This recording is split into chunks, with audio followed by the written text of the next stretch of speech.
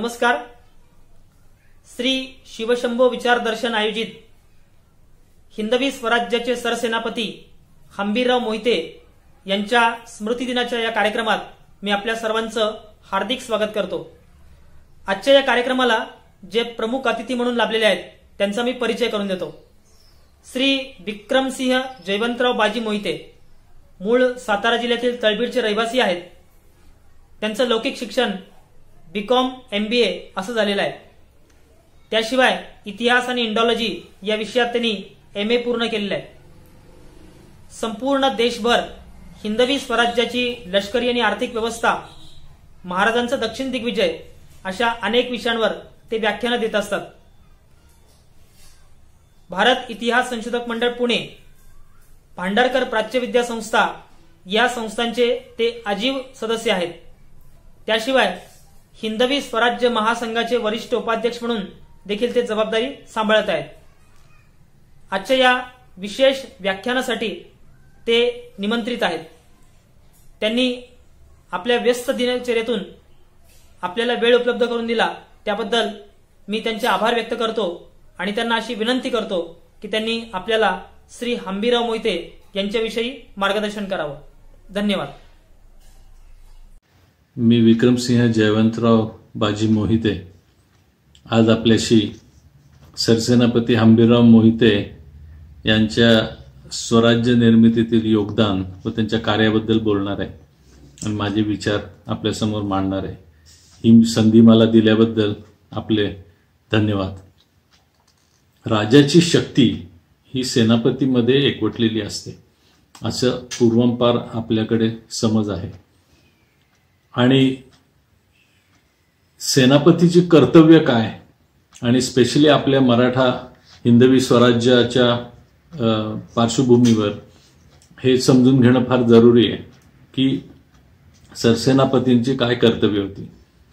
तर सगळ्यात पहिल्यांदा म्हणजे स्वराज्य विस्तार, लढाया करणं, हल्ले परतवून लावणं. दुसरं म्हणजे लढाया करायच्या, सैनिक ठेवायचे, त्यांचं सगळी व्यवस्था ठेवायची. तर आपल्याला पैसा पाहिजे, राजकोष मजबूत पाहिजे, आपली अर्थव्यवस्था जबरदस्त पाहिजे आणि ती हिंदवी स्वराज्यामध्ये उत्तम तऱ्हेने चालवली होती. आणि त्याच्यामध्ये सेनापतीचं काय योगदान हे आपण बघू. जिंकलेला भूभाग आपल्या ताब्यात ठेवणे, त्याची व्यवस्था लावणे, तिथे अधिकाऱ्यांच्या नेमणुका करणे हे अजून एक कर्तव्य. हे सगळं करायचं झालं तर सैन्य पाहिजे आणि सैन्याचं प्रशासन व व्यवस्था पाहिजे. त्यामुळे सेनापतीला सैन्याची व्यवस्था, त्यांचे पगार, त्यांचं सिलेक्शन अँड ट्रेनिंग असे सर्व सैन्याच्या दृष्टिकोनातनं, किल्ल्यांच्या वर जे नेमलेले सैनिक आहेत त्यांची व्यवस्था, मग अगदी तट सरनोबत असू दे, तो साधा घोडेस्वार असू दे किंवा पायदळातला एखादा सैनिक असू दे, त्या सर्वांची व्यवस्था, सगळ्यांचे संदेशवहन, सगळ्यांना निरोप पोचले पाहिजेत, लढाईच्या वेळेसचे निरोप पोचले पाहिजेत, अशी सगळी व्यवस्था लावणं ही सुद्धा सेनापतीचे फार फार महत्वाचं कर्तव्य. राज्य म्हटलं, राजा म्हटला की शत्रू आले, शत्रू तुमच्यावर हल्ला करू शकतो, तुमचे किल्ले घेऊ शकतो. त्यामुळे ते हल्ले परतवून लावणे, बाहेरनच परकीयांचीच आक्रमण होतात असं नाही तर आंतरिक बंडाळी माजू शकते, ती वेळीच कंट्रोलमध्ये ठेवणं, काबूमध्ये ठेवणं, राजाचं संरक्षण करणं, राजपरिवाराचं संरक्षण करणं आणि इतर जे स्वराज्याची धनसंपत्ती आणि स्वराज्य आहे त्याचं संरक्षण करणं हे पण फार महत्वाचं. यासाठी स्वराज्य निष्ठा, छत्रपतींप्रती निष्ठा ही अतिशय वरच्या दर्जाची जरुरी असते. त्याच्यानंतर सगळ्यात महत्वाचं म्हणजे तुमच्या नंतर पुढं काय, तर पुढची पिढी ही सुद्धा तयार करणे आणि इतर सैनिक तयार करणे, सरदार तयार करणे आणि अधिकारी तयार करणे हे पण फार मोठी जबाबदारी ही सेनापतीची असते. अशी एक ना अनेक कर्तव्य सेनापतीची असतात. तर सरसेनापती हंबीररावांची नेमणूक कधी झाली तर राज्याभिषेकाच्या प्रसंगी 4 महिने आधीचे सरसेनापती प्रतापराव गुजर हे अतिशय पराक्रमी आणि महत्वाचे सरदार आपल्या मराठा साम्राज्यात होते आणि त्यांचा अचानकपणे बेलोल खानाच्या विरुद्ध लढताना नेसरी येथे त्यांचं निधन झालं आणि फार मोठं संकट स्वराज्यावर आलं. अशा वेळेस स्वराज्यासाठी सेनापती ते सुद्धा राज्याभिषेक तोंडावर आला असताना ही नेमणूक करणं ही फार मोठी जबाबदारी छत्रपती शिवाजी महाराजांच्यावर होती. त्याप्रमाणे त्यांनी हंसाजी मोहिते जे मराठा सैन्यामध्ये ऑलरेडी काम करत होते आणि सरदार होते अशांची नेमणूक केली. तर हंसाजी मोहित्यांना त्यांनी हंबीरराव हा किताब जेव्हा त्यांची सरसेनापती नेमणूक केली तेव्हा दिला. तेव्हा प्रश्न येतो की सरसेनापतींना हंसाजींना हंबीरराव हा किताब का दिला गेला. त्यांना सर्जेराव, प्रतापराव, विश्वासराव किंवा इतर असे जे किताब आहेत जे शिवाजी महाराजांनी इतर सरदारांना दिलेले होते, तर मग ते न देता हंबीररावच किताब का हंसाजी मोहित्यांना दिला असा प्रश्न पडतो.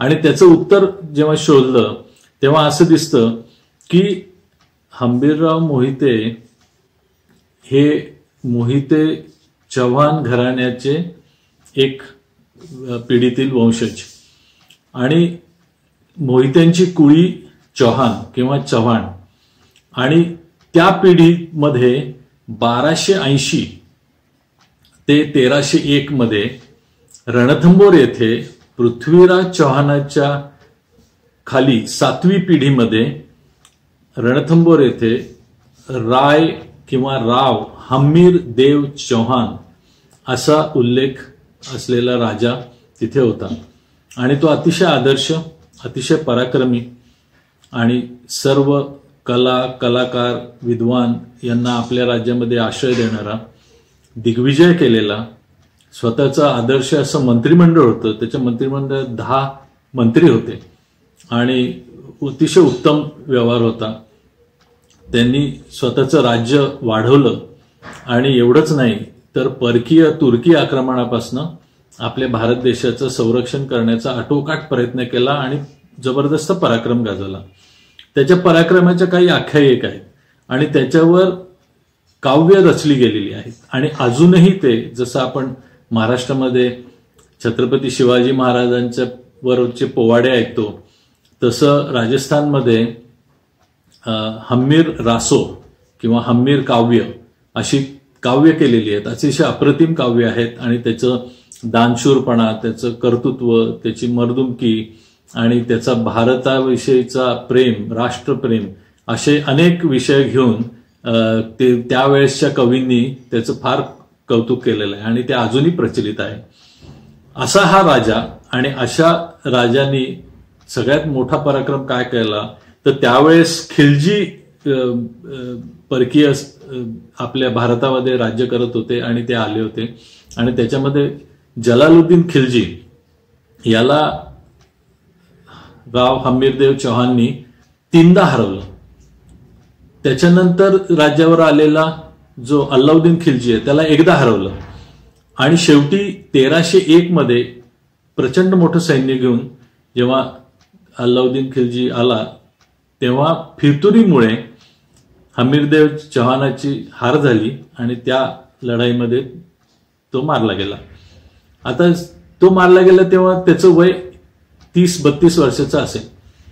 याचा अर्थ त्याची जी मुलं होती ती साधारण 8 ते 12 वर्ष मॅक्सिमम, जास्तीत जास्त अशा वयाची असणार.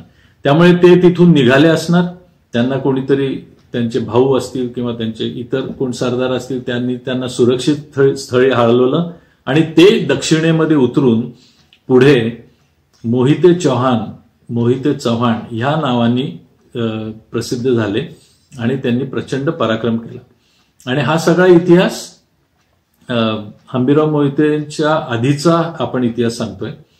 असंच एक हंबीरराव मोहिते चव्हाणाचा उल्लेख 1624च्या लढाईमध्ये जी भातोडीची लढाई झाली त्याच्यामध्ये शिवभारतमध्ये अध्याय 4 त्याच्यामध्ये येतो. याच्यावरून असं दिसतं की या घराण्यामध्ये हंबीरराव हा किताब सरसेनापती हंबीरराव मोहित्यांच्या आधीपासून चालू आहे आणि तो जो कोण पराक्रमी वीर असेल, योद्धा असेल, सरदार असेल त्याला तो घेण्याचा अधिकार होता म्हणा, किंवा दुसरे जण त्याला आपणून जसं शिवाजी महाराजांनी हंसाजी मोहित्यांना तो बहाल केला त्याप्रमाणे ते आपल्या नावापुढे हंबीरराव हे हा किताब लावायचे. तर त्याच्यानंतर पुढे असं दिसतं की बागलाण आणि खटाव इथे मोहिते घराणे होती आणि त्यांची देशमुखी तिथं होती. तशी अस्सल कागदपत्र आज उपलब्ध आहेत. तर हे सगळं बघता दिसतं की हंबीरराव मोहित्यांचे आधीचे वंशज हे अतिशय शूर, पराक्रमी व स्वतःची सैन्य असलेले असे होते आणि त्यांच्याकडे देशमुखी आणि पाटीलकी चालत आलेली होती. स्वराज्य मिळायच्या जस्ट आधी हंबीररावांचे आजोबा तुकोजी राजे मोहिते यांना तळबीडची पाटीलकी मिळाली आणि त्याच्यानंतर हंबीररावांचे वडील आणि चुलत्यांना तळबीड आणि वांगी म्हणजे तडसर वांगे ज्याला म्हणतात सांगली जिल्ह्यात, तर त्या ठिकाणची देशमुखी पण त्यांना मिळाली. असं हे घराणं ज्याच्यामध्ये अतिशय पराक्रमाची परंपरा, राजघराणं आणि राज्यकारभार करण्याचा चांगला अनुभव आणि बाळकडू असलेल्या अशा योद्ध्याला, अशा पराक्रमी वीराला त्यांच्या 33व्या वर्षी छत्रपती शिवाजी महाराजांनी सरसेनापती नेमले आणि ते अतिशय सुशिक्षित, प्रशिक्षित आणि पराक्रमी योद्धे होते. त्यामुळे त्या जागेला योग्यच होतं ते. आणि हंबीरराव हा किताब त्यांना देऊन शिवाजी महाराजांनी एक नकळत आपली अपेक्षा हंबीररावांच्या पुढे ठेवली की तुमच्या पूर्वजांनी जसं परकीयांचं आक्रमण थोपवलं, त्यांचा पराभव केला आणि पराक्रमाची शर्त केली, तशीच शर्त तुम्ही कराल म्हणूनसाठी हा हंबीरराव किताब. तर याच्यामध्ये एक वेगळा अर्थ पण आहे, हा आपण समजून घेणं जरुरी आहे. आता आपण बघूया की हंबीररावांनी त्यांच्या कार्यकालामध्ये त्यांनी काय योगदान दिलं. तर स्वराज्य विस्तार. तर हंबीररावांनी स्वराज्य विस्तारासाठी काय काय केलं, तर आपल्याला सगळ्यांना साधारण माहिती आहे की स्वराज्यामध्ये साधारण 300च्या आसपास किल्ले होते, 300च्या वर किल्ले होते आणि बरेचसे किल्ले असे होते की जे शिवाजी महाराज आग्र्यावरनं सुटल्यानंतर 2-3 वर्षांनी त्यांनी स्वराज्य विस्ताराचं कार्य पुन्हा जोरदारपणे चालू केलं.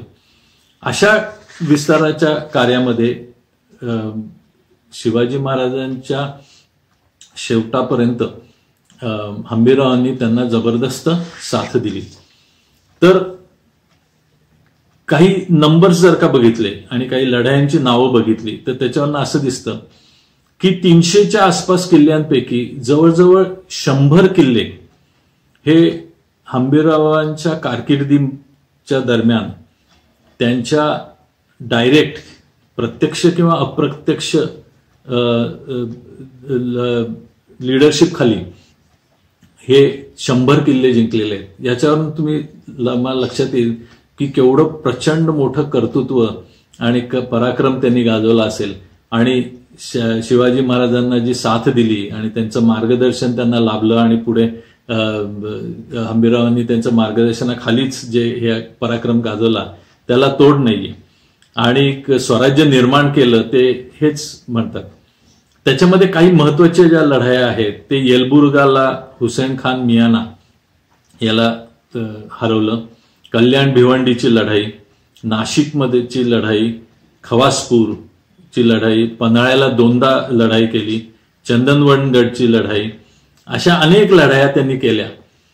तर मुद्दा असा आहे की प्रचंड मोठा प्रदेश, किल्ले त्यांनी हस्तगत केले आणि स्वराज्य विस्तारामध्ये त्यांनी योगदान दिलं.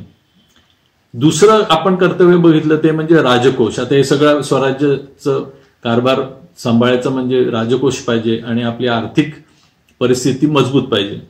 तर हंबीरराव मोहित्यांच्या बऱ्याचशा मोहिमांचा अभ्यास केला तर कळतं की आपल्या लक्षात येतं की त्यांनी अनेक मोहिमा अशा केल्या ज्या लढण्यासाठी केल्याच नाहीत, तर आपल्या राजकोषामध्ये बऱ्याच प्रमाणामध्ये आणि प्रचंड प्रमाणामध्ये भरच घातली. राज्याभिषेकानंतर शिवाजी महाराजांचा राज्याभिषेक असू दे, संभाजी महाराजांचा राज्याभिषेक असू दे, दोन्ही राज्याभिषेकानंतर ताबडतोब सरसेनापती हंबीरराव मोहित्यांनी अशा काही मोहिमा काढल्या की ज्याच्यामध्ये प्रचंड प्रमाणामध्ये राजकोषामध्ये वाढच झाली. स्वराज्य विस्तारामध्ये अजून एक महत्वाचा मुद्दा येतो, तो म्हणजे दक्षिण दिग्विजय. दक्षिण दिग्विजय हा 1676 ते 1678 अशा 2 वर्षाच्या कालखंडामध्ये शिवाजी महाराजांच्या नेतृत्वाखाली ह्या झाला आणि त्याची आखणी जवळजवळ राज्याभिषेकानंतर 1.5-2 वर्ष चालली होती. आणि त्या दक्षिण दिग्विजयाचं संपूर्ण जबाबदारी ही छत्रपती शिवाजी महाराजांनी हंबीररावांवर टाकली होती. त्याची सुरुवात 6 ऑक्टोबर 1676 ला सीमोल्लंघनाने हंबीररावांनी केली आणि त्याची सांगता 1678 साली हंबीररावांनी परत रायगडावर आले आणि त्यांचा फार मोठा सत्कार झाला, सन्मान करण्यात आला त्यावेळेस झाली.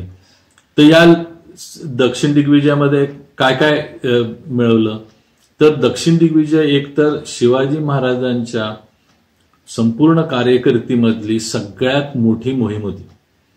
मोठी म्हणजे काय, तर 2 प्रकारांनी. एक म्हणजे शिवाजी महाराज स्वतः या मोहिमेमध्ये जवळजवळ 1 वर्ष सहभागी होते.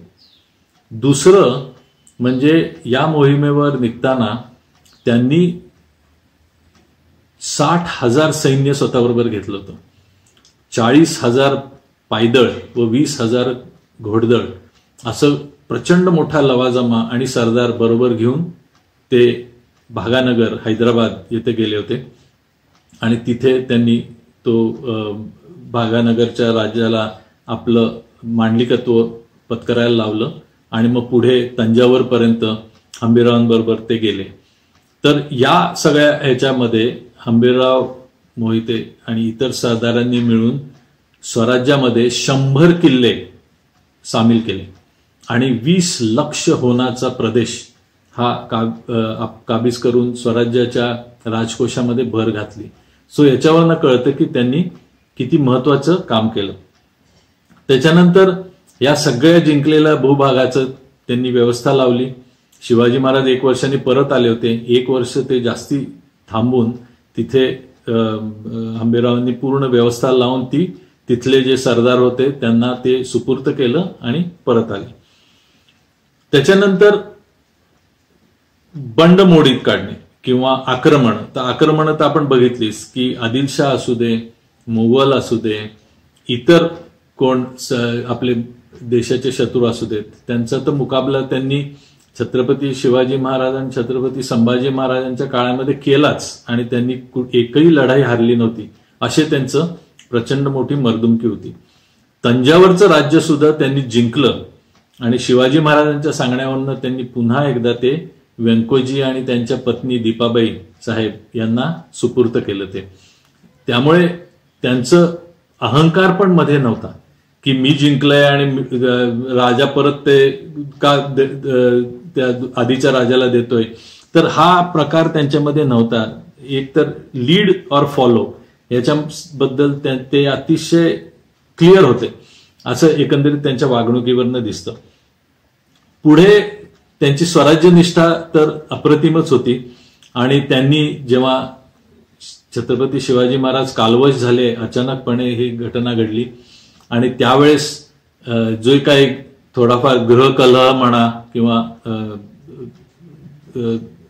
फॅमिलीमध्ये, भोसले फॅमिलीमध्ये जे काही थोडंफार वितुष्ट आलं होतं, त्याचबरोबर अष्टप्रधान मंडळामध्ये जो बेबनाव झाला, काही स्वार्थापोटी छत्रपती संभाजी महाराजांना डावलण्याचा प्रयत्न केला, त्याला हंबीररावांनी पूर्णपणे विरोध केला आणि त्यांचं कंप्लीट पाठिंबा छत्रपती संभाजी महाराजांना मिळाल्यामुळे त्यांचं बाजू अतिशय भक्कम झाली आणि विरोध पण मावळला. त्यामुळे त्यांनी हे स्वराज्यावरचं आंतरिक जे बंडाळी होती किंवा गंडांतर होतं त्याला अतिशय स्वतःच्या निर्णय क्षमतेप्रमाणे त्यांनी त्याला उत्तर दिलं. त्याच्यानंतर पुढची पिढी घडवली. कुठल्याही नेत्याचं सेनापतीचं महत्वाचं काम असतं की पुढची पिढी बनवणे. तर सरसेनापती संताजी घोरपडे, सरसेनापती धनाजी जाधव हे हंबीररावांच्या तालमीमध्ये तयार झालेले तरुण तडफदार सेनानी होते आणि त्यांनी पुढे किती पराक्रम गाजवला हे इतिहासाला ज्ञात आहेच. शेवटचं म्हणजे हंबीरराव कसे होते, त्यांची पर्सनॅलिटी कशी होती, त्यांचा स्वभाव कसा होता, तर त्यांच्या मुद्रेवरनं ते कळतं की त्यांची मुद्रा म्हणते श्री मच्छी व महानुभाव सेनाधीश हंबीरराव. याचा अर्थ अलभ्य, दुर्मिळ असा सत्यनिष्ठ आणि विचारवंत सेनापती असे हंबीरराव होते आणि त्यांची योग्यता फार मोठी होती. स्वराज्यासाठी योगदान जबरदस्त होतं.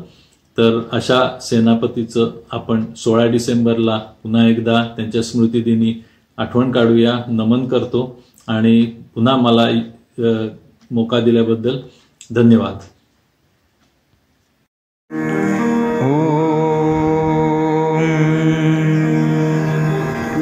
सर्वे भवन्तु सुखिनः, सर्वे सन्तु निरामयः,